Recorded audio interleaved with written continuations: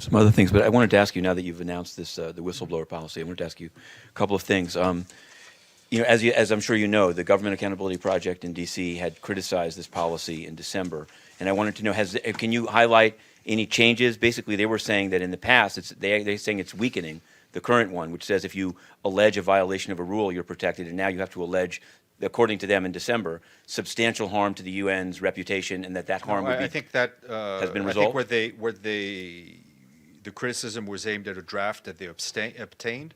I will leave it for them to speak. I hope they and all concerned member states will read through the policy, and if they have any comments, we obviously would welcome them.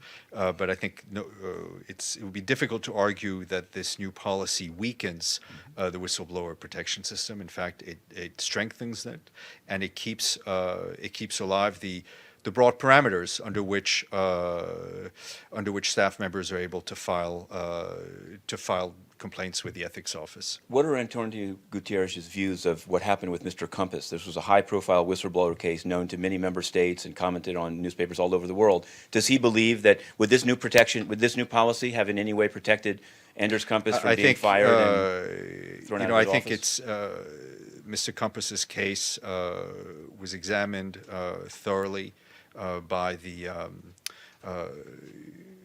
independent panel.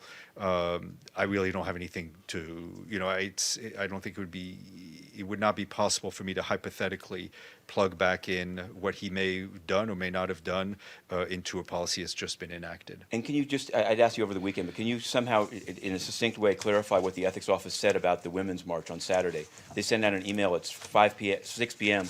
on Friday saying that participation in political events may be contrary to the UN Charter. Was this meant I think to tell staff not to go? The message from the ethics office was meant as a reminder to international civil servants as to their code of conduct. It was not a message to prevent participation in the march. Stali.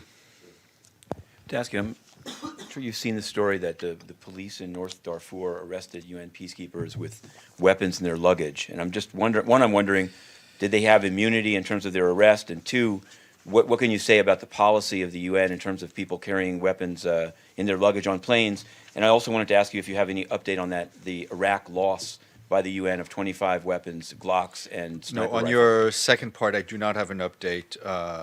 We're very much aware of the situation in Sudan. A number of additional firearms and ammunitions were found in the luggage of a formed police unit from UNAMID that was scheduled to depart Sudan shortly.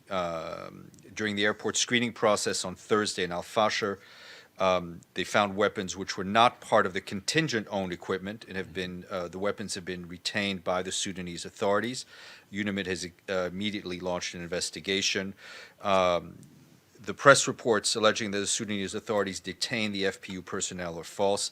They have not departed Darfur and remain in the mission's base in Al-Fashir. And obviously, I think the mission is concerned with the situation and investigating it itself. Okay. And I wanted to ask, since you said that the email about the Women's March was just a reminder of UN policy. So rather than go back into that, I wanted to ask you about a case that's arisen in DPA. And it's a case that P5 staff member Rosalind Kwamboka Akombe has apparently been given leave to be on the Kenyan Electoral Commission, but she's also been quoted as saying she will use her 15 years of UN experience to persuade diplomatic missions in the country to not get involved in the Kenyan policy. So people in DPA, and it looks just objectively, this seems to be a violation of the policy. This seems to be a use of one's UN status to be involved in the politics of a country. Can you get an answer on how this is acceptable? She has been granted special leave without pay to serve in the Kenya Independent Electoral and Boundaries Commission. She will provide technical electoral support to the commission in preparation for the 2017 elections and support efforts to prevent post-electoral violence in Kenya. The activity was approved in accordance with staff regulations, the proper staff regulations and staff rules. But how can it be problematic for a staff member on a Saturday to go on the Women's March? And she actually has relatives involved in the political fray. Well, I don't. You probably know more about this staff member's personal history. The fact is, she asked for special leave without pay. It was granted. It was obviously looked at and authorized.